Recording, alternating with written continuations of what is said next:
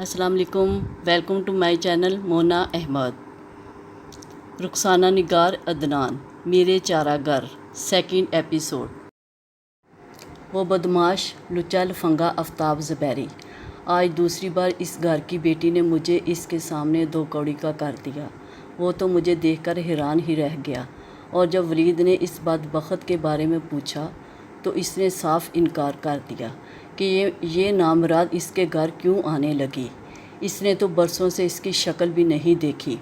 वो तो कलाम पाक उठाकर ले आया कसम खाने के लिए। वो कितना ही खबीस क्यों ना हो, कम से कम कुरान हाथ में लेकर तो झूठ नहीं बक सकता।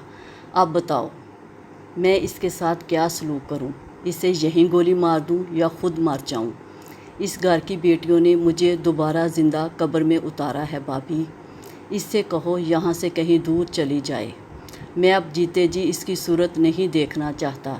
ये मेरी नज़रों से दूर हो जाए अभी और इसी वक्त। उन्होंने कहते हुए एक आखिरी नफ़रत भरी निगाह बिया के चेहरे पर डाली और पुश्त फेर कर खड़े हो गए। इनकी कहर बरसाती आवाज़ सुनकर ही घर के सब लोग एक बार फिर वहाँ इकट्ठे हो चुके थे। ताया जान, मुझे माफ़ कर दें, खुदा की कसम मैं झूठ नहीं। इसने गिड़गिड़ाते हुए इनके पांव पकड़ लिए। उन्होंने इसके हाथों को ज़ोर से पांव तले कुचला और दूर जाकर खड़े हो गए। मेरा आखिरी फ़ैसला भाभी, अगर आप इसको घर से नहीं निकालेंगी, वो चबा चबा कर बोले, तो फिर आपको अपने बाकी दोनों बच्चों समेत इस घर से हर रिश्ता, हर तलक तोड़कर निकलना होगा।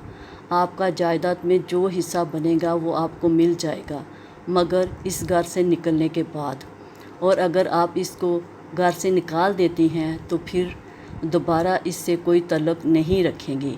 तब ही मैं आपकी और आपके दोनों बच्चों की ज़िम्मेदारी ले सकता हूँ। दोनों बातें आपके सामने हैं और आपके पास सोचने के लिए आज की रात और कल का दिन है। खूब अच्छी तरह सोचकर फ़ैसला कर लें। और आप जानती हैं, वो जाते जाते रुके और इसी पथरीले लहजे में बोले, मैं अपने फ़ैसले बदलने का आदी नहीं, और बाखुदा रो धो कर मुझे इस पर मजबूर करने की कोशिश भी ना की जाए, क्योंकि इसका कोई फ़ायदा नहीं होगा। इनके आहनी लहजे की गूंज खामोश फ़ज़ा में इनके जाने के बाद भी सबको दहलाती रही। फिर एक एक करके सब इनके पीछे चले गए। इनका फ़ैसला अटल होता है और नाकाबिले तरमीम। ये सब जानते थे, इसलिए किसी को इख्तलाफ की जुर्रत ना हुई। वलीद और चाचू भी इसी खामोशी से पलट गए और वो वहीं रस्ते में अपने ज़ख्मी हाथों से उठती टीसों से बेनियाज पत्थर का बुत बनी बैठी रही। मम्मी इस तरह नीम मुर्दा हालत में बैठी थी। ज़ोविया इसी तरह दीवार के साथ लगी खड़ी थी और हारस मम्मी और ज़ोविया को हरासा नज़रों से देख रहा था। और अबीहा के चेहरे पर शायद इसे इसकी तकदीर साफ लिखी नज़र आ रही थी। जब भी वो इसकी तरफ बिल्कुल नहीं देख रहा था। फूफा जान ने ऐसा क्यों किया? फूफो ने आखिर सच क्यों ना बताया? इसकी नज़रों में फूफा जान की वो आखिरी पुरस्रार मुस्कान ठहर गई थी। मैं इधर आने से पहले, इस ज़िल्लत को सहने से पहले मर क्यों ना गई? इसका दिल चीख चीख कर रोने को चाह रहा था, मगर आज से इस घर से शायद इसके दिल के सारे अख्तियारात छीन लिए जाने थे। वो टुकड़ टुकड़ मम्मी की शक्ल देख रही थी। इनकी नोके ज़बान पर अब इसकी तकदीर धरी थी, और मम्मी, इनको तो जैसे इर्द गिर्द का कुछ होश नहीं था। वो पत्थर की तरह साकित थी।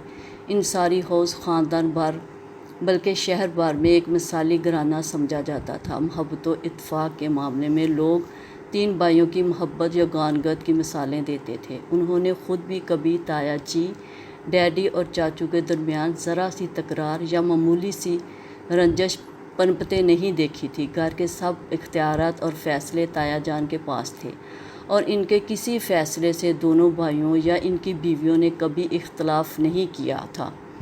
और ताया जी ने भी कभी अपने इख्तियारात का नाजायज़ फ़ायदा नहीं उठाया था। यही हाल तीनों की बीवियों का था।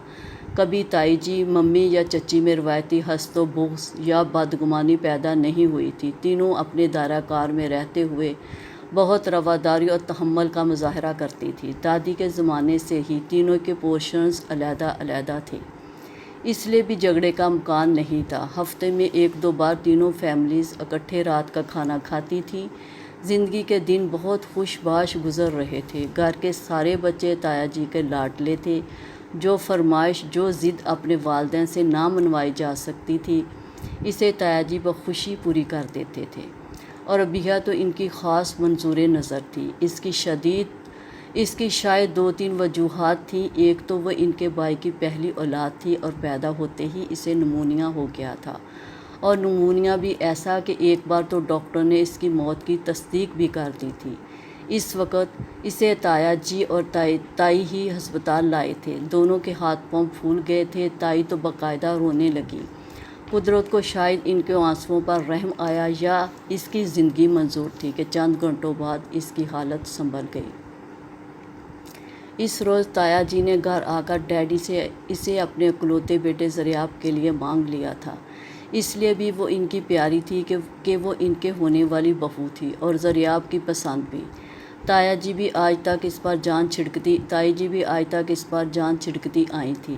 سردیوں گرمیوں کے آدھے سے زیادہ ملبوسات تائی جی اس کے لیے خرید کر لاتی تھی، اور تایا جی کے ہر شاپنگ میں اس کا حصہ ضرور ہوتا۔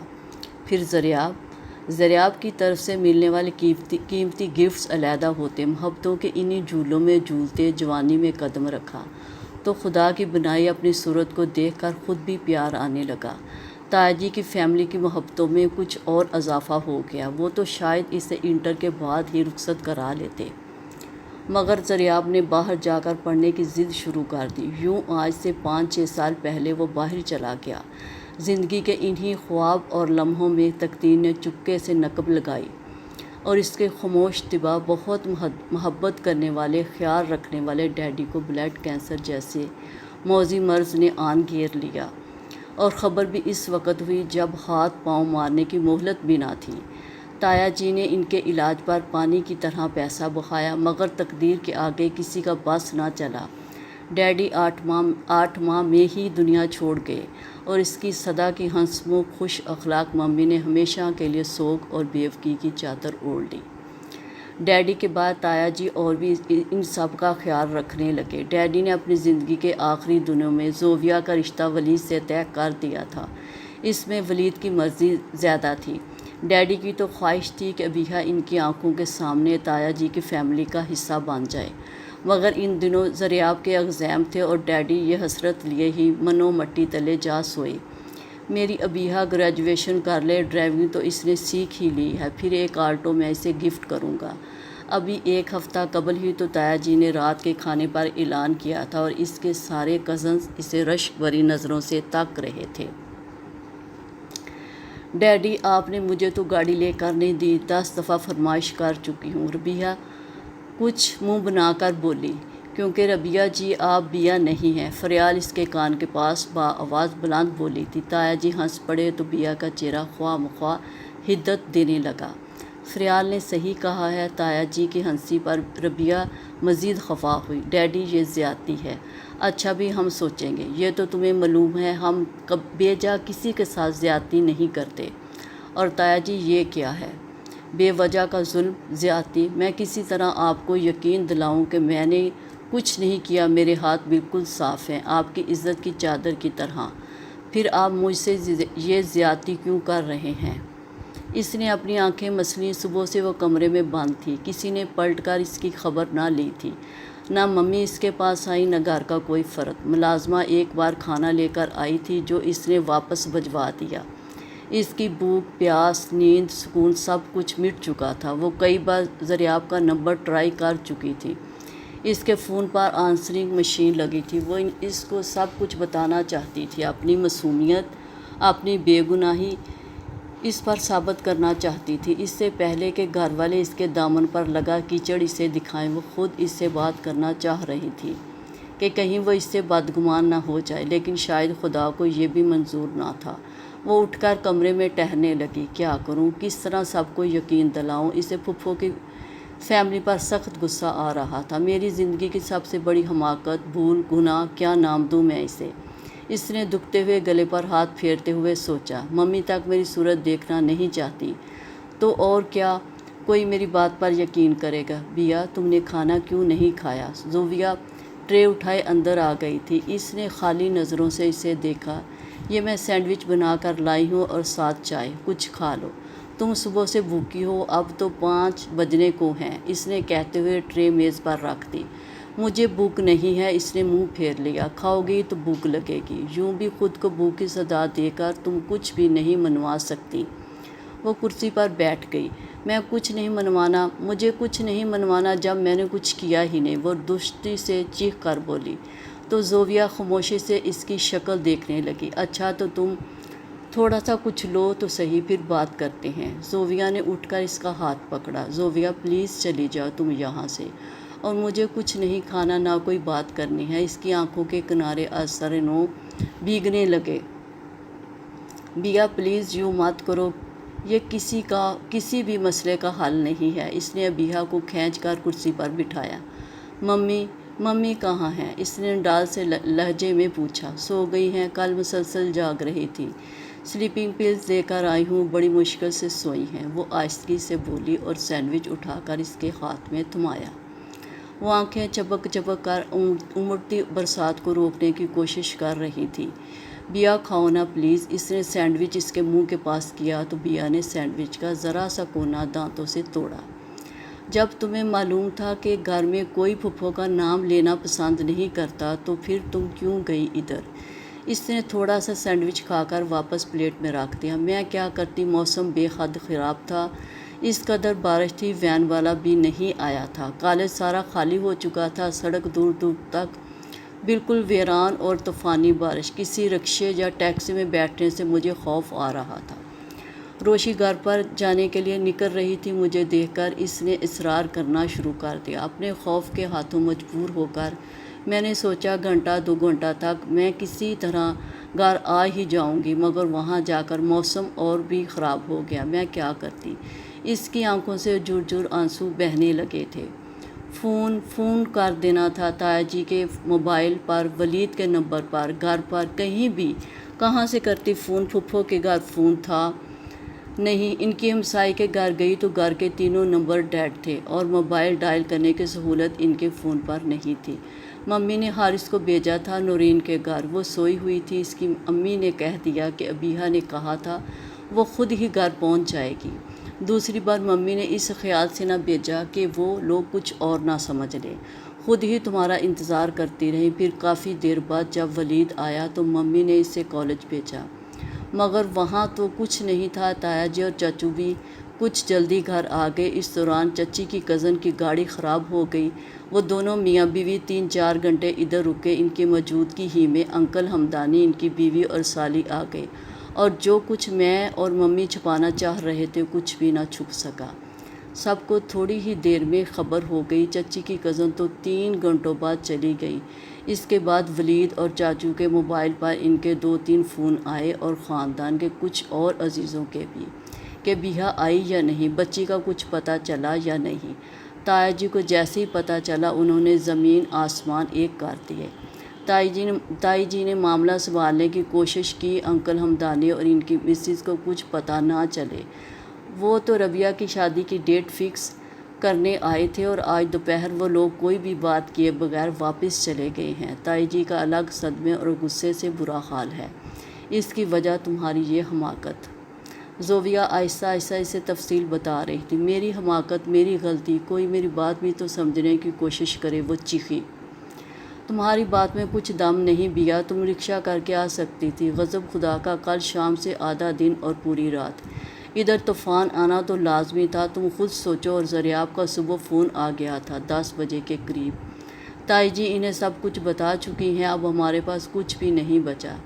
تائی جی کا غصہ ہنوز برقرار ہے، وہ 2 بجے سے گھر آ چکے ہیں اور ان کے لیگل ایڈوائزر بھی دونوں اسٹڈی میں ہیں، اور تایا جی اپنے فیصلے کو کس طرح عملی جامہ پہناتے ہیں یہ تم بھی بخوبی جانتی ہو اور میں بھی۔ ممی تو صدمے سے جیسے گنگ ہو کر رہ گئی ہیں، مجھے تو ڈر ہے انہیں خدا نخواستہ کچھ ہو نہ جائے۔ زوویہ کی باتوں نے اس کا رہا سہا خون بھی خشک کر دیا۔ کیا فیصلہ کریں گے تایا جی؟ جو وہ صبح کہہ رہے تھے۔ زوویہ اپنے ناخن خرچ رہی تھی۔ کیا کہہ رہے تھے؟ اس وقت دروازے پر دستخط ہوئی۔ آ جاؤ، کون ہے؟ زوویہ نے سر اٹھا کر دیکھا۔ ولید دروازہ کھول کر اندر چلا آیا۔ اس نے ایک نظر دونوں کی اجڑی صورتوں کو دیکھا اور دروازے کے پاس پڑی چیئر پر بیٹھ گیا۔ کافی دیر تک کمرے میں خاموشی رہی، جیسے تینوں کی زبانیں بولنا بھول گئی ہوں۔ تایا جی پیپرز تیار کروا رہے ہیں، وہ شاید 1 صدی بعد بولا تھا۔ کیسے پیپرز؟ زوبیا نے بدقت تمام پوچھا تھا۔ پراپرٹی میں آپ لوگوں کے حصے کے، اور اس نے ہاتھ میں پکڑی چابی کو مٹھی میں دبایا۔ کیا مطلب؟ جو وہ صبح کہہ رہے تھے، دونوں باتوں میں سے ایک۔ کون سی دونوں باتوں؟ اس کا جسم ہولے ہولے کپکپانے لگا تھا۔ تمہیں اس گھر سے جانا ہوگا یا سب کو؟ وہ نظریں جھکا کر بولا۔ مام مجھے، مگر میں کہاں جاؤں گی؟ اسے لگا وہ ابھی کرسی سے نیچے گر پڑے گی۔ بہت سمجھانے کی کوشش کی ہے تایا جی اپنے موقف سے 1 انچ پیچھے ہٹنے کو تیار نہیں۔ میں نے اور ڈیڈی نے بہت کوشش کی ہے، مگر وہ تو ابھی سب کے حصے بکھیرے کرنے پر تلے ہوئے ہیں۔ بیا ان سے جا کر معافی مانگ لیتی ہے، زوبیا آس بھرے لہجے میں بولی۔ کوئی فائدہ نہیں، وہ اپنا فیصلہ کبھی نہیں بدلیں گے۔ جس شخص کا دل اکلوتی بہن کی 10 معافیوں پر ان 24-25 سالوں میں نہیں پگھلا تو پھر؟ کمرے میں موت کا سناٹا چھا گیا تھا۔ وہ چیخ چیخ کر کہہ رہا تھا کہ کچھ ہونے والا ہے۔ وہ دونوں سر جھکائے بیٹھی تھی اور بیہا پاگلوں کی طرح باری باری دونوں کو دیکھے جا رہی تھی۔ فیکٹری بہت عرصے سے مسلسل خسارے میں جا رہی ہے۔ گھر کی ویلیو ڈاؤن ہو چکی ہے۔ خام مال جو پروسیسنگ میں ہے، دونوں کی پیمنٹ اور حصے کی بات 1 سال بعد ہوگی۔ جن کلائنٹس کو مال سپلائی کیا جا چکا ہے، ان سے ادائیگی چند ماہ تک متوقع ہے، اس لیے اس ادائیگی میں بھی وقت لگ سکتا ہے۔ اس طرح آپ لوگوں کو ابھی فی الحال بمشکل 13-14 لاکھ ملیں گے، یا شاید اس سے بھی کم۔ ولید کچھ دیر خاموش رہا۔ اتنے میں تو گزارے لائق گھر بھی نہیں ملتا، کجا زندگی بسر ہو؟ اور اس کی اس تفسیر کا مطلب کیا تھا؟ اسے سمجھ میں آ رہا تھا کہ ایسی صورتحال میں پہلی شرط ہی قابل قبول ہوگی۔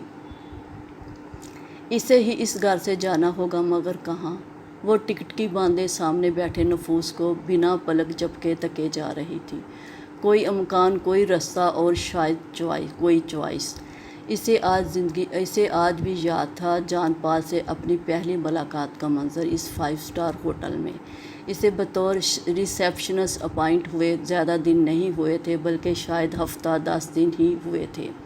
اس کی جاب بھی 2 ماہ کے ٹرائل پر دی گئی تھی۔ اس شاندار ہوٹل میں بطور ویٹرس کی جاب مل جانا بہت بڑی بات تھی، کجا ریسیپشنسٹ کی جاب۔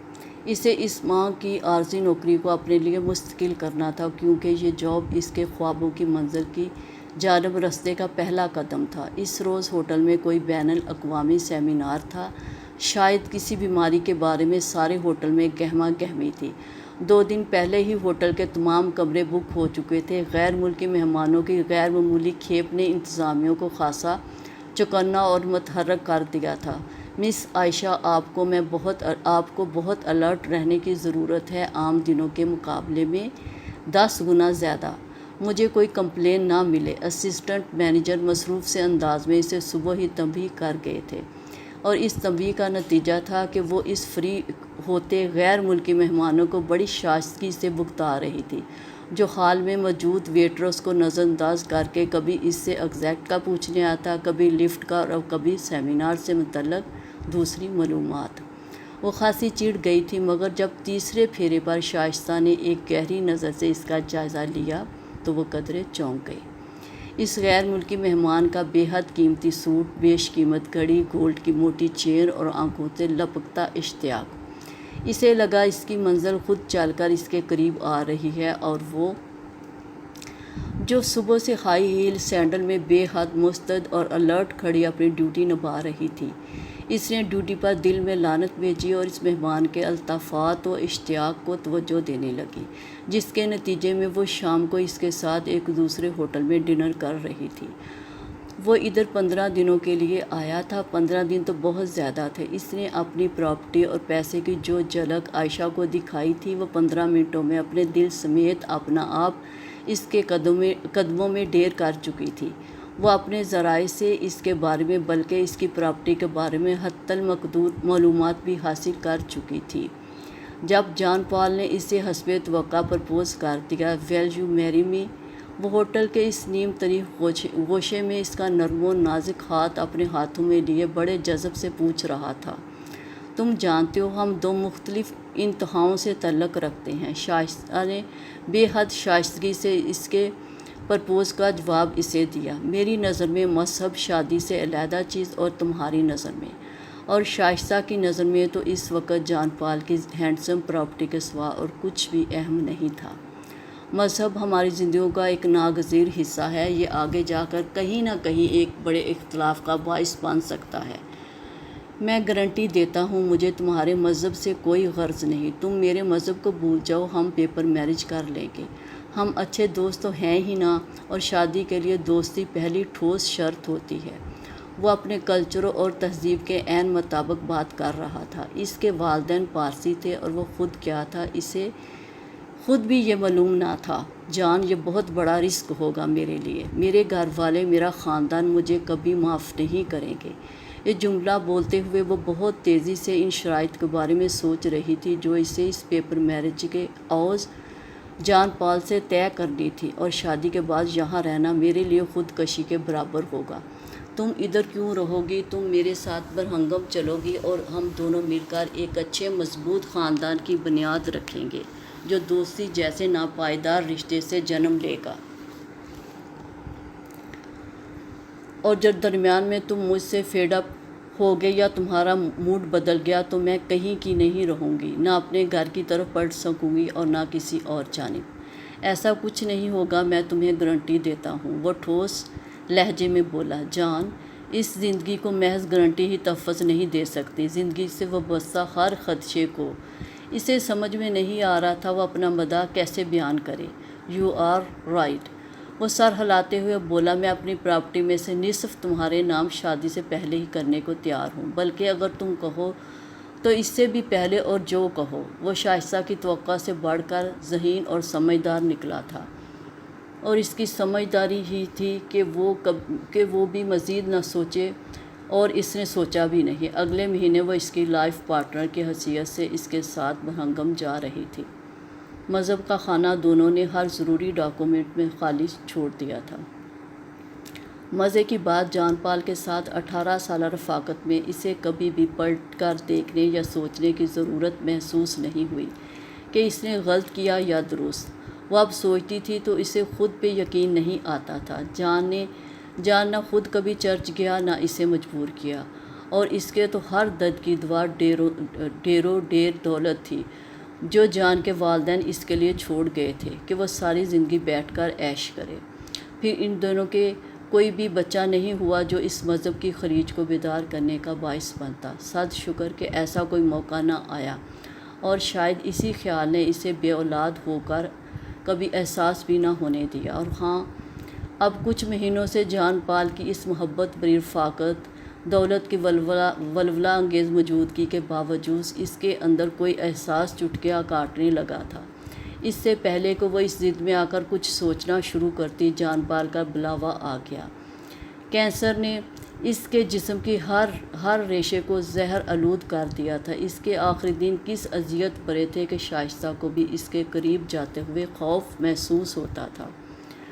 وہ اس سے کہیں دور بھاگ جانا چاہتی تھی، گھنٹوں کسی پب میں یا کسی ویرانے میں یا اپنے شاندار اپارٹمنٹ میں بیٹھی رہتی، مگر جان کے پاس نہ جاتی۔ آخری لمحوں میں بھی شاید اسے شائستہ کا ہی انتظار تھا جو وہ کھلی آنکھیں دروازے کی طرف جمائے اس دنیا سے رخصت ہوا تھا، اور شائستہ کو بھی اس اندیکھے احساس جرم سے رہا کر گیا۔ اس نے کچھ اثاثے بیچے، بلکہ زیادہ تر تو وہ جان کی زندگی میں ہی فروخت کروا چکی تھی۔ اس کے پاس زیادہ دولت بینک میں رقم کی صورت میں موجود تھی جسے اس نے فی الفور پاکستان ٹرانسفر کر دیا، اور پھر اسے ادھر آ کر سیٹ ہونے میں بھی کافی وقت لگا۔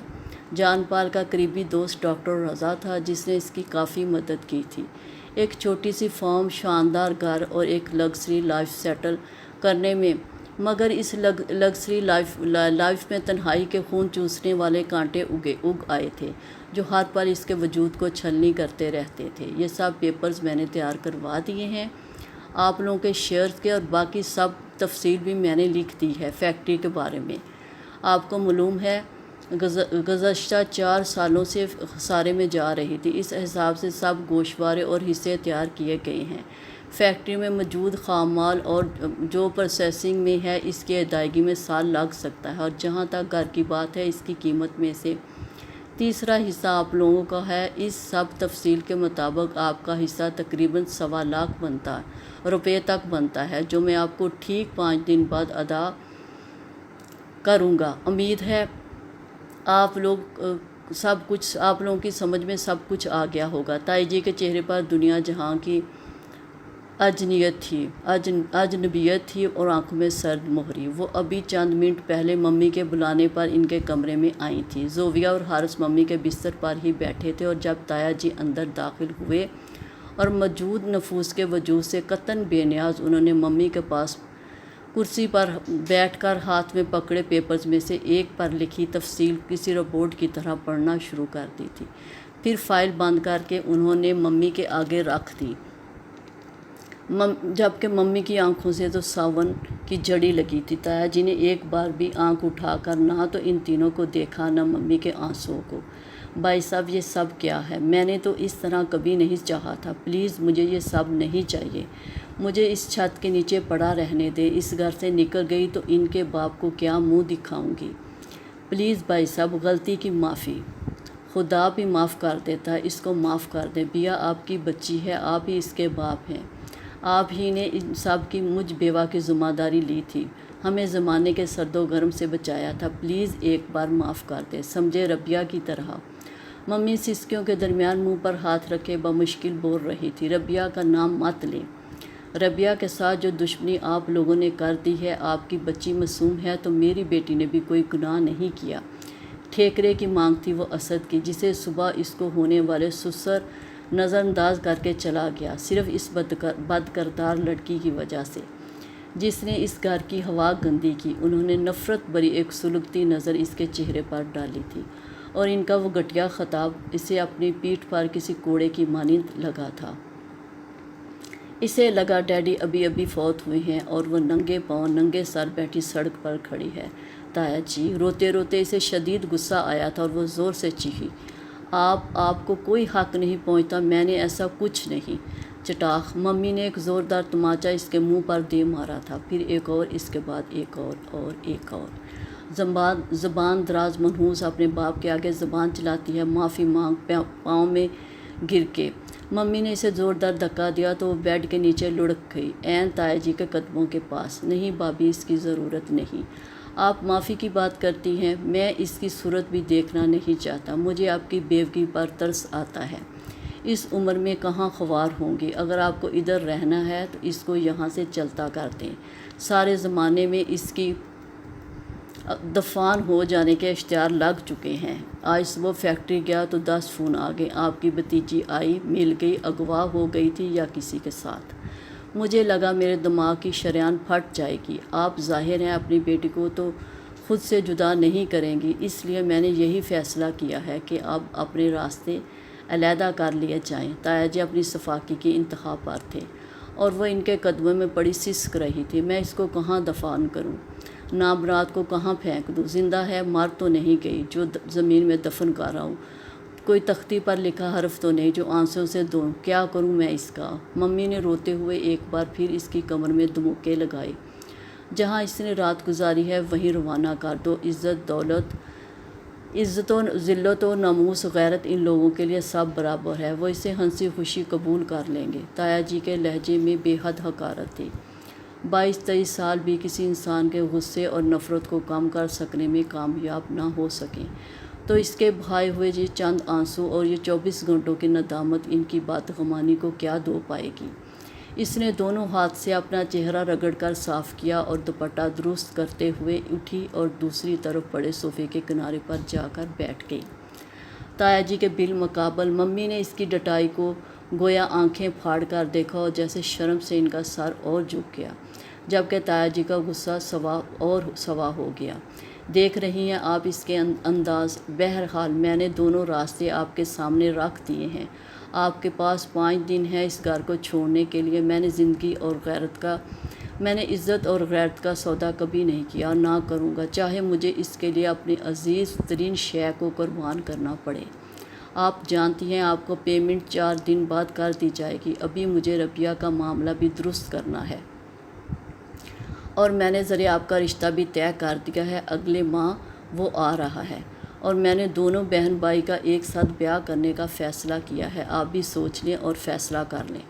میں چلتا ہوں۔ انہوں نے لا تعلقی کے سارے ریکارڈ توڑ ڈالے۔ ممی کی سسکیوں اور ہچکیوں کی پرواہ کیے بغیر اٹھے اور بڑے کروفر سے چلتے کمرے سے باہر نکل گئے۔ ممی مت روئیں، اس طرح کیوں رو رہی ہیں؟ رونے سے بھلا کیا مسائل حل ہو جائیں گے؟ آپ کی طبیعت خراب ہوگی۔ زوبیہ نے ممی کو اپنے ساتھ لگاتے ہوئے ان کے آنسو صاف کیے۔ مولا، یہ دن بھی دیکھنے تھے مجھے، میں اس سے پہلے مر کیوں نہ گئی؟ کیا کروں، کیسے بگڑی بناؤں؟ وہ بے قراری سے ہاتھ ملنے لگی۔ ممی، جو بگڑ چکا ہے اسے آپ کے آنسو یا فریادیں نہیں سنوار سکیں گی۔ زوبیہ ہولے ہولے ان کے کندھے دبانے لگی۔ تایا جی نے نہ جانے کون سے آزمانے کی قیمت لگوائی اس گھر کی۔ ابھی چند دن پہلے میری دوست کے فادر نے اسی علاقے میں ایک کنال کا پلاٹ خریدا ہے 60 لاکھ کا۔ ہمارا تو رقبہ بھی دگنا ہے اور گھر بھی اتنا پرانا نہیں۔ پھر زوبیہ آہستگی سے بولی، مرو تم سب جا کر حساب لگا کر مر جاؤ، مجھے اس گھر سے کہیں نہیں جانا۔ جو کچھ انہوں نے ہمارے حصے میں نکالا ہے وہ ہمارے شیئر کا تیسرا حصہ بھی نہیں، مگر میں مجبور ہوں۔ شام میں تمہارے ماموں کو فون کیا تھا، فون تو انہوں نے صبح ہی کر دیا تھا۔ مجھے تو سمجھ نہیں آتی خبر ایک رات کی صبح سے بھی پہلے جنگل کی آگ کی طرح کیسے سارے خاندان میں پھیل گئی۔ انہوں نے پھر بے قراری سے ہاتھ ملے۔ تمہارے ماموں کہنے لگے، میں تو گورنمنٹ سرونٹ ہوں، تمہارے حصے کے دعوے کے لیے کورٹ کچہری کے چکر نہیں لگا سکتا۔ جو کچھ مل رہا ہے صبر شکر کر کے لے لو۔ میرا اور کون ہے؟ یہ حارث ابھی اپنے پاؤں پر کھڑا نہیں ہو سکتا۔ میں کس پر مان کروں، کیا دعویٰ کروں؟ عمر بھر کی کمائی ایک رات میں غارت ہو گئی۔ وہ پھر رونے لگی۔ تمہارا باپ ہی ہوتا یہ دن دیکھتا، چلو اچھا ہے وہ نہیں ہے، ورنہ رات کو ہی مر چکا ہوتا۔ انہوں نے سرد آب بھر کر اسے دیکھا اور زور و شور سے رونے لگی۔ کمرے میں اب ان کی سسکیاں گونج رہی تھیں۔ ممی، اب آپ نے کیا سوچا ہے؟ زوبیہ چند لمحوں بعد بولی، یہ گھر میرا چھپر چھاؤں ہے، اس کو تو چھوڑ کر میں کہیں نہیں جا سکتی۔ چند لاکھ لے کر میں کہاں جاؤں گی؟ اس رقم میں آتا کیا ہے؟ پھر سارے اپنوں سے کاٹ کر علیحدہ ہو کر تم دونوں کو کون پوچھے گا؟ حارث کو ابھی اپنے پیروں پر کھڑا ہونے کے لیے وقت چاہیے۔ پھر تمہارا اچھا خاصا رشتہ طے ہے ولید کے ساتھ، ایک کی خاطر میں تم دونوں کے نصیبوں سے کھیل جاؤں؟ اس نے تو کچھ سوچا نہیں کہ وہ پھر رونے لگی۔ ٹھیک ہے، میں کہیں چلی جاتی ہوں۔ مجھے نہیں معلوم تھا کہ پتھروں سے بنے اس گھر میں رہنے والوں کے دل بھی پتھر سے بنے ہیں۔ ایک معمولی سی غلطی کو جس انداز سے لیا گیا ہے ممی، مجھے خود سے نفرت ہونے لگی ہے، اور اتنی نفرتوں میں کوئی کیسے جیت سکتا ہے؟ اس سے اچھا ہے میں مر ہی جاؤں۔ آپ اس گھر کی چوکھٹ چھوڑ کر کہیں نہیں جائیں۔ آپ دونوں لاڈلوں کو سینے سے لگا کر رکھیں، میں ہی خود کو کہیں دفن کر لیتی ہوں۔ آنسوؤں کے درمیان اس نے چیخ کر کہا اور دوڑتی ہوئی کمرے سے نکل گئی۔ دماغ خراب ہو گیا ہے اس کا، یہ نہیں سوچتی کہ میری نظر میں تم تینوں کی بھلائی ہے۔ آج اگر اس کی خاطر سب کو چھوڑ چھاڑ کر چل پڑوں تو کہیں قدم نہیں جما پاؤں گی۔ سارے زمانے کی تھو تھو علیحدہ، اور جو داغ اس کو لگ گیا اس کے بعد تم دونوں کا سوالی کون ہوگا؟ کس کس کے آگے قسموں اٹھاؤں گی اس کی پاک دامنی کی؟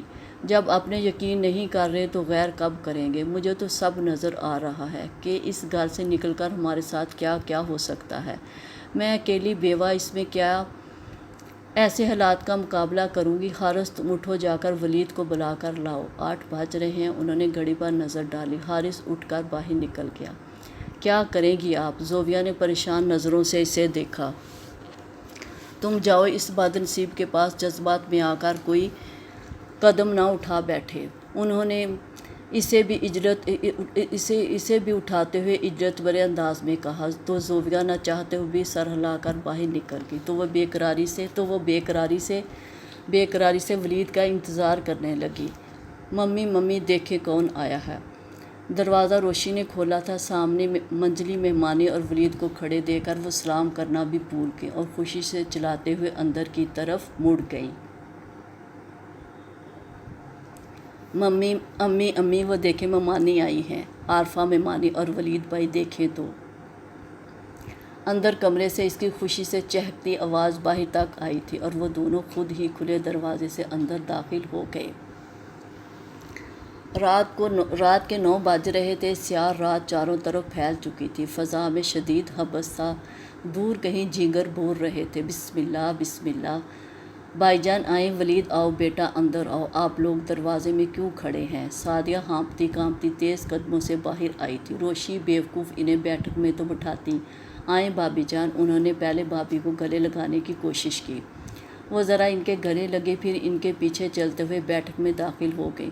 روشی بیٹھک کے دروازے میں کھڑی تھی۔ وہ دونوں خاموشی سے اندر جا کر بیت کے بنے ہوئے صوفوں پر بیٹھ گئی۔ صوفے پر پرنٹڈ کشن پڑے تھے، درمیان میں لکڑی کی میز اور اس کے دونوں جانب کرسیاں۔ کونے میں پیتل کا ایک گملہ پڑا تھا جس میں مصنوعی پودے لگے تھے۔ روشی کھانا تیار ہے، پہلے وہ گرم کر کے لے آؤ، پھر باتیں ہوں گی۔ سعدیہ کی سانسیں ابھی بھی متوازن نہ ہو سکی تھی، نہ کھانا نہ کچھ اور۔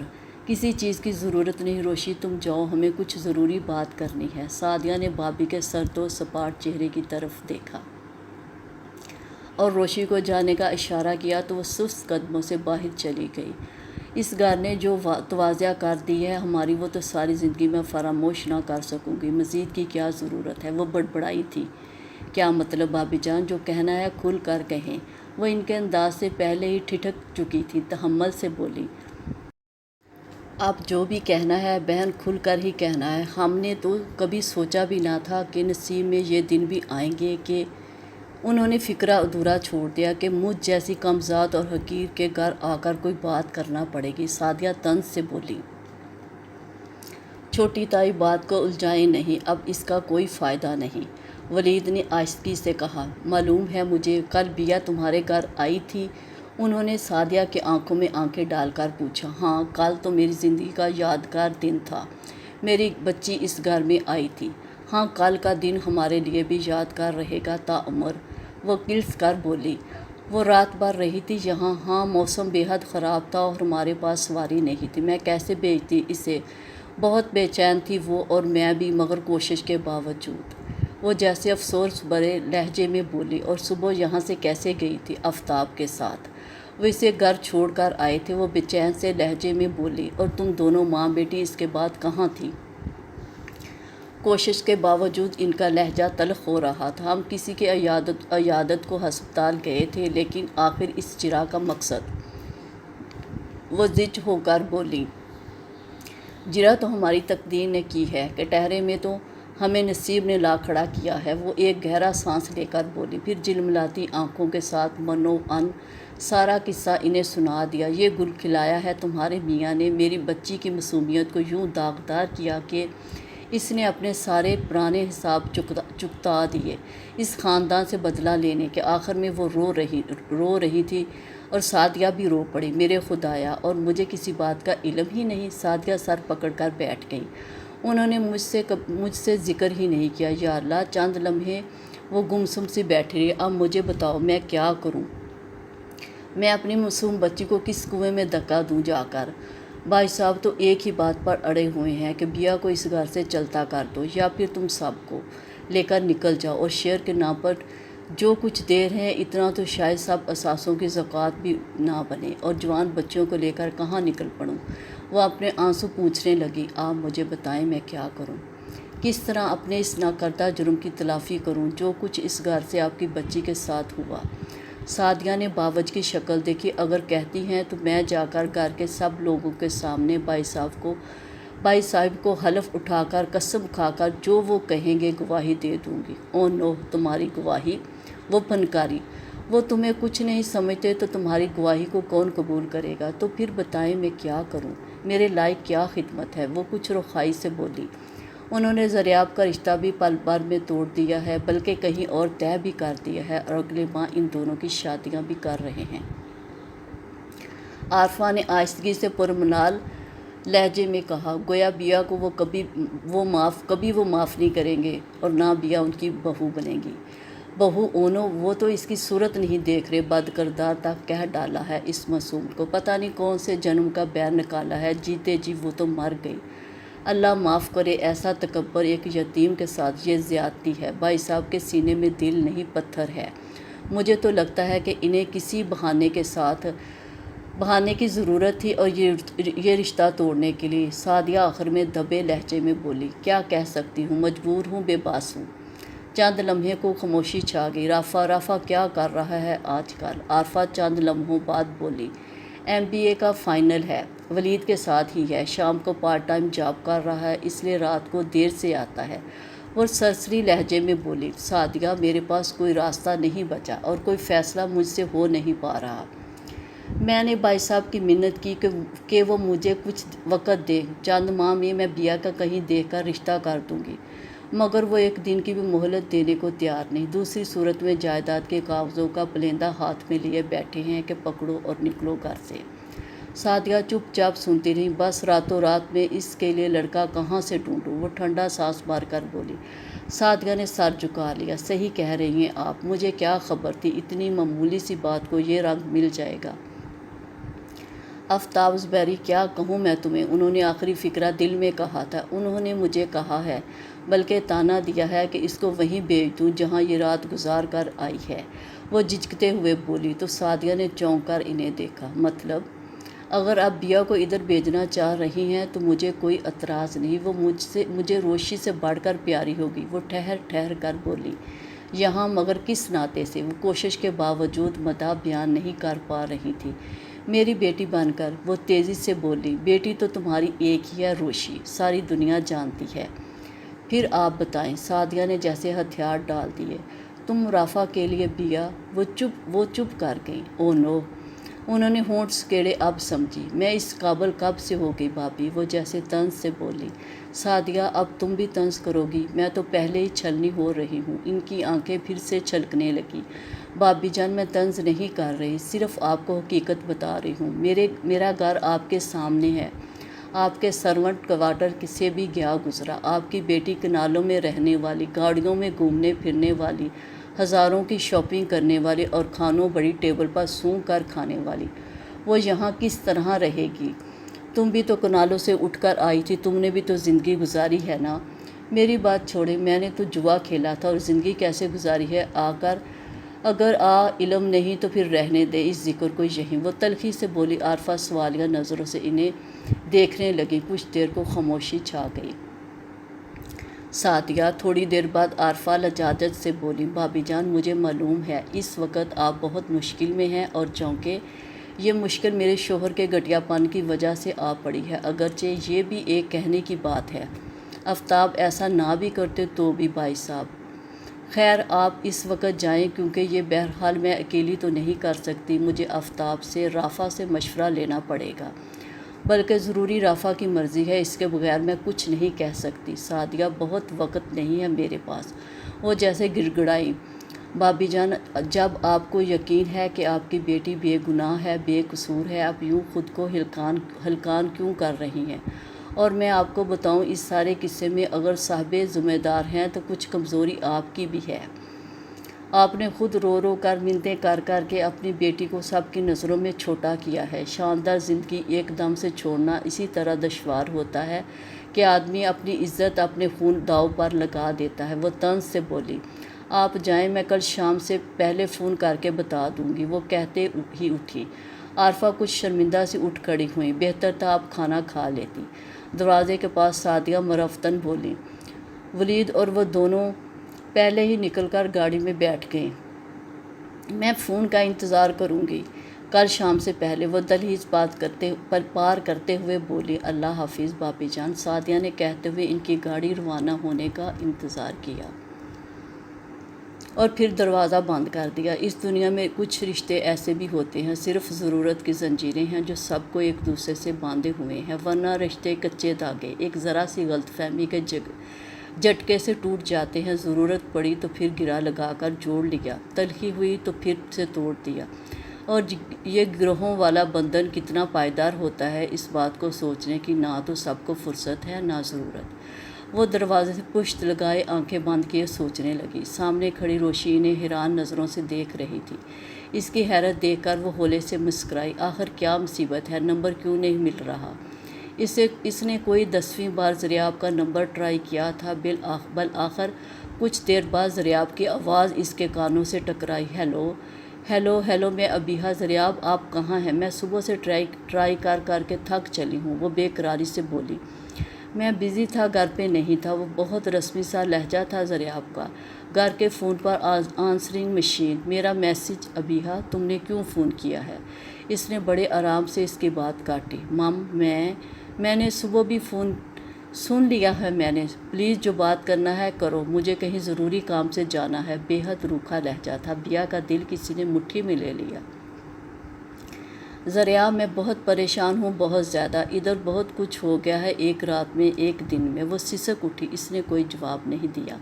آپ کو تایا جان نے فون کیا؟ تایا نے؟ اس کی لمبی خاموشی پر وہ بولی تھی۔ معلوم ہو گیا ہے مجھے تمہاری اس غلط حرکت کا خمیازہ میرے والدین کو کیسے بھگتنا پڑا۔ کچھ احساس ہے تمہیں؟ میری بہن کا رشتہ تقریباً ٹوٹ گیا ہے، اور جو خاندان وار میں ہماری رسوائی ہوئی ہے وہ الگ۔ ہمدانی انکل کی فیملی الگ ناراض ہو چکی ہے، اور تم اپنی پریشانی کا سنا رہی ہو۔ پریشانی کا پہاڑ تو ہم پر ٹوٹا ہے تمہاری وجہ سے۔ وہ جیسے پھٹ پڑا۔ وہ تو اس کا لہجہ سن کر ہی دنگ رہ گئی۔ تم اس قدر احمق لڑکی ہوگی، یہ تو میں نے کبھی سوچا بھی نہیں تھا۔ وہ گھٹیا اور نیچ لوگ جن کو کبھی ہمارے والدین نے منہ لگانے کی کوشش نہیں کی، تم ان میں رات بتانے چلی گئی۔ تمہیں ذرا شرم نہ آئی؟ وہ اسے بری طرح سے لتاڑ رہا تھا۔ زریاب، وہ جیسے پتھر کی ہو گئی تھی۔ اب بتاؤ تم نے مجھے کیوں فون کیا ہے؟ ان سارے حالات میں تمہارے اس طرح فون کرنا۔ وہ ڈٹائی کا لفظ منہ میں ہی دبا گیا۔ زریاب، کیا آپ کو میرا یقین نہیں؟ میں کوئی بھی اس طرح کی غلط حرکت جس کا الزام تایا جان نے، مجھے تمہارا یقین تھا۔ وہ چبا کر بولا۔ اب نہیں ہے کیا؟ اب اگر تمہارا یقین کروں گا تو؟ بیا، میں اپنے والدین کا مان نہیں توڑ سکتا۔ وہ پہلے ہی تمہاری حرکت کی وجہ سے ہرٹ ہوئے ہیں۔ میری معصوم بہن ربیہ کس طرح آنٹی منہ پر کہہ گئی کہ ہمیں کیا معلوم تھا اس گھر کی لڑکیاں ایسی دیدہ دلیر ہیں۔ سوچو اس کے معصوم دل پر کیا گزری ہوگی۔ اسے اپنے گھر والوں کے ہر احساس کی خبر تھی، اور جو قیامت میرے دل پر ٹوٹی ہے تمہیں اس کی کچھ خبر نہیں۔ وہ چیخ کر بولی۔ اور وہ تمہاری اپنی غلطی کی سزا ہے، اس میں میرا یا میرے گھر والوں کا کچھ ہاتھ نہیں۔ ہاں البتہ ہمیں تمہارے جرم کی سزا ملی ہے۔ وہ نہایت شفقت سے بولا۔ جرم کیسا؟ جب میں نے کچھ کیا ہی نہیں تو کیا حق پہنچتا ہے آپ لوگوں کو میرے کردار پر کیچڑ اچھالنے کا؟ اس کا ذہن معاف ہو رہا تھا۔ مت چیخو، جو جھوٹے ہوتے ہیں وہی اس طرح سے چیخا کرتے ہیں۔ میں جھوٹی ہوں تو تمہارے والدین کون سا گنگا نہائے ہوئے ہیں؟ ان کے سازشی ذہن دیکھے ہیں میں نے۔ کروڑوں کی جائیداد میں سے چند لاکھ ہمیں اسی بہانے سے دے کر دودھ میں سے بڑے بال کی طرح نکال باہر کرنا چاہتے ہیں۔ شٹ اپ بیہا، میرے اور تمہارے بیچ اب کوئی رشتہ نہیں۔ اگر کچھ تھا تو میرے پیرنٹس کو توڑ چکے ہیں، اور میں اپنے پیرنٹس کے فیصلوں کا پابند ہوں۔ اور آئندہ مجھے فون مت کرنا۔ خدا حافظ۔ یکدم لائن بے جان ہو گئی۔ جھوٹا، دغا باز، فریبی، اب پیرنٹس کے فیصلوں کا پابند ہے اور میں کچھ بھی نہیں۔ وہ وہیں کارپٹ پر بیٹھ کر دھواں دار رونے لگی۔ ایک آخری آس بھی چکنا چور ہو گئی۔ اسی وقت کوئی زور زور سے دروازہ پیٹنے لگا۔ کون ہے؟ اب کون سی آفت آئی ہے؟ اس نے جھنجھلاتے ہوئے دروازہ کھولا۔ سامنے زوویہ کھڑی تھی۔ بیا نے اپنا منہ دوپٹے سے رگڑا اور اس کی طرف پشت پھیر کر کھڑی ہو گئی۔ بے فکر ہو، میں خودکشی نہیں کروں گی، میں بہت بزدل ہوں۔ وہ زوویہ کی نظروں کا مفہوم جان کر بولی، اور جیسے تھک کر ایزی چیئر پر گر گئی۔ تم نے زریاب بھائی کو فون کیا تھا؟ زوویہ نے چند لمحوں بعد پوچھا تھا۔ کیا تھا پھر؟ وہ جیسے دروازے سے چپکی اس کا فون سن رہی تھی۔ میں سوچ بھی نہیں سکتی تھی کہ پورا خاندان اس قدر دھوکے باز ہوگا۔ ان کے ظاہر اور باطن میں اتنا فرق۔ وہ جیسے منہ ہی منہ میں بڑبڑائی۔ اب تو سوچ سکتی ہو نا، زوویہ دل گرفتگی سے بولی۔ اور اس کے باوجود ممی انہی لوگوں سے چپکی رہنا چاہتی ہیں جنہوں نے اس طرح ہمارا تماشا بنایا ہے۔ وہ سلگ کر بولی۔ تمہارے لیے کھانا لے آؤں؟ زوویہ اس کی بات نظر انداز کرتے ہوئے بولی۔ زہر لے آؤ کہیں سے؟ وہ تپ کر بولی۔ جی جلانے سے کیا فائدہ؟ زوویہ سمجھانے والے انداز میں بولی۔ ممی کہاں ہیں؟ اپنے کمرے میں ہیں۔ انہوں نے کھانا کھا لیا؟ نہیں۔ زوویہ پلیز تم یہاں سے چلی جاؤ اور مجھے اکیلا چھوڑ دو۔ اس نے آنکھیں موند لی۔ زوویہ کافی دیر کھڑی رہی۔ آخر ہار کر کمرے سے باہر چلی گئی۔ قیامت سی رات سر پر کھڑی تھی۔ زوویہ نے بصد منت ماں کو کچھ کھلایا۔ عارفہ سعدیہ کے گھر سے آ کر بالکل چپ ہو گئی تھی۔ انہیں نہیں لگ رہا تھا کہ سعدیہ مانے گی۔ انہوں نے کون سا زندگی بھر اس کے ساتھ کوئی روایت برتی تھی جو اب وہ خیال کرتی، ممی آپ نیند کی گولی لے لیں، اس طرح مسلسل سوچنے اور جاگنے سے آپ کی طبیعت خراب ہو جائے گی۔ زوویہ گولی لیے سر پر کھڑی تھی۔ انہوں نے خاموشی سے گولی لے کر کھا لی۔ بیا نے کچھ کھایا، وہ لیٹے ہوئے بولی، جی وہ 2-4 لقمے بڑی مشکل سے کھلا کر آئی ہوں۔ اس نے قصداً جھوٹ بولا۔ انہوں نے کروٹ لی اور وہ لائٹ آف کر کے باہر نکل گئی۔ زوویہ نے باہر نکل کر مین لائٹس آف کی۔ ان کے پورشن میں موت کا سا سناٹا تھا۔ ایسی خاموشی، ایسا سناٹا تو ڈیڈی کی موت پر بھی نہیں ہوا تھا۔ وہ سوچنے لگی، کئی دن تک تایا جی اور چاچو کی فیملی ان کے پورشن میں ہی رہی تھی۔ تینوں ٹائم کا کھانا محض ان کی دل جوئی کے خیال سے ادھر ہی کھایا جاتا تھا۔ اور اب کچھ دنوں سے کسی نے شکل نہیں دکھائی تھی۔ بیرونی کوریڈور کی لائٹ آف کرنے باہر نکلی تو یونہی دروازہ کھول کر باہر نکل آئی۔ ولید پورچ سے نکل رہا تھا، اس کے ہاتھ میں کوئی فائل تھی۔ تم سوئی نہیں ابھی تک؟ وہ اس کے پاس رک گیا۔ نہیں، بس سونے جا رہی تھی۔ اس نے لان کی طرف دیکھا۔ چھوٹی تائی اور بیا سو گئی؟ معلوم نہیں، کہہ تو رہی تھی کہ سونے لگی ہوں، تاکہ تائی کو کوئی ٹیبلٹ دے دینا تھی نیند کی۔ دے دی ہے ویسے ولید، کیا ٹیبلٹ سے سکون مل جاتا ہے؟ معلوم نہیں، لیکن اللہ کرے وہ سو جائے۔ وہ دونوں چلتے ہوئے سیڑھیاں اتر کر لان میں آ گئے۔ تم نے کھانا کھا لیا؟ ہوں۔ وہ سر اٹھا کر تایا جی کے پورشن کی طرف دیکھنے لگی۔ گھر کی تمام لائٹس روشن تھی۔ دونوں خاموشی سے ٹہلنے لگے۔ ولید، ممی کہاں گئی تھی؟ پھپھو کی طرف۔ ہوں۔ کس لیے؟ تمہیں معلوم نہیں کیا؟ وہ اچنبھے سے بولا۔ ممی نے ذکر تو نہیں کیا، ویسے ہی مجھے خیال گزرا کہ وہ وہاں کس لیے گئی ہوں گی۔ پھپھو نے کیا کہا؟ کل شام تک بتائیں گی۔ ان کا رسپانس کیا تھا؟ وہ ذرا رک کر پوچھنے لگا۔ ایسے حالات میں کیا ہو سکتا ہے؟ بس ٹھیک ہے۔ ولید میں یہی تو خرابی تھی، کبھی جذباتی نہیں ہوتا تھا۔ ولید، ایک بات بتاؤ۔ وہ گلاب کی کیاریوں کے قریب رک کر بولی۔ کیا ممی درست کر رہی ہیں؟ میں کیا کہہ سکتا ہوں؟ وہ ہم سے زیادہ سمجھدار ہے اور انہوں نے دنیا دیکھ رکھی ہے، انہیں تجربہ ہے۔ اس نے پھر اپنی رائے محفوظ کر لی۔ پھپھو کی فیملی ہم لوگوں سے میچ نہیں کرتی۔ دل کی بات زبان پر آ گئی۔ تقدیر سب کچھ نہیں دیکھتی کہ کس کی میچنگ کس کے ساتھ ہونی چاہیے۔ تایا جی اتنے سخت دل کیوں ہو گئے ہیں؟ ان کے فیصلے میں ذرا بھی لچک نہیں۔ وہ آج تو سخت دل نہیں ہوئے، شروع سے ایسے تھے، تمہیں شاید احساس اب ہوا ہے۔ ولید، وہ کچھ کہتے کہتے رکی اور آگے بڑھ کر بینچ پر بیٹھ گئی، لیکن اضطراب میں پھر اٹھ کھڑی ہوئی۔ کہو، رک کیوں گئی تم؟ وہ اس کے بے چین چہرے کی طرف دیکھ کر بولا، چچی اور فریال ایک بار بھی نہیں آئی۔ میرے خیال میں اس سے کچھ فرق نہیں پڑنا چاہیے۔ ویسے تم وہ بات کہو جو پوچھنا چاہ رہی ہو۔ زوویہ سر اٹھا کر آسمان کی طرف دیکھنے لگی۔ مجھے ڈر لگنے لگا ہے، وہ آہستگی سے بولی۔ کس بات سے؟ بیا نے زریاب بھائی کو فون کیا تھا، ان کا رویہ بے حد خراب تھا۔ شاید تایا جی سے بھی زیادہ۔ بیا بہت روئی، وہ تو بیا سے بہت محبت کرتے تھے، کم از کم انہیں تو اس طرح نہیں کرنا چاہیے تھا۔ وہ رک کر بول رہی تھی۔ زوویہ، ولید نے انگلی سے اس کی ٹھوڑی اونچی کی، تم وہ بات پوچھو جس کا خیال تمہارے دل میں ہے، اور ان حالات میں زریاب بھائی سے اس بہتر رویہ کی توقع نہیں کی جا سکتی تھی۔ تم اپنی کہو۔ اگر تمہیں معلوم ہے تو خود کیوں نہیں سمجھ جاتے؟ وہ جلا کر بولی۔ مجھے کیا معلوم ہے بھلا؟ وہ انجان بن کر بولا۔ میں اپنے اور تمہارے تعلق کی بات کر رہی ہوں۔ وہ جیسے ہار کر بولی۔ زوویہ، کیا تمہیں مجھ پر یقین نہیں؟ یقین ہے، آج کل تو بڑے بڑے یقین کے مضبوط عمارتیں دھڑا دھڑ گر رہی ہیں، میں کیا کسی پر یقین کروں؟ پھر تو تمہیں میرے لفظوں پر، میرے وعدوں پر بھی یقین نہیں آئے گا، اس لیے اس موضوع کو ابھی یہیں رہنے دو۔ اسے وقت ثابت کرے گا، اس کے لیے تمہیں بہت انتظار نہیں کرنا پڑے گا، 6-8 ماہ سے زیادہ نہیں، اس کا میں تم سے وعدہ کرتا ہوں۔ وہ ٹھوس لہجے میں بولا۔ اگر تایا جی نہ مانے، چاچو چچی، تو اس کے اندر خدشے اگ آئے تو تم راضی ہونا، کوئی نہ بھی مانے تو ہم کورٹ میرج کر لیں۔ مجھ میں اتنی جرت ہے، میں نہ آنکھوں کا اندھا ہوں، نہ کانوں کا کچا، کہ کسی الٹی سیدھی کہانی مفروضے کے چکر میں آ جاؤں۔ مجھے اپنی عقل پر بھروسہ ہے اور خدا پر یقین۔ اب تم جاؤ اور جا کر سو جاؤ، کچھ بھی اپنے متعلق سوچے بغیر۔ آج کل تو صرف چھوٹی تائی اور بیا کو توجہ دو، آج کل تم صرف ان کا خیال رکھو، تمہاری سوچیں آج کل کس نہج پر چل رہی ہیں۔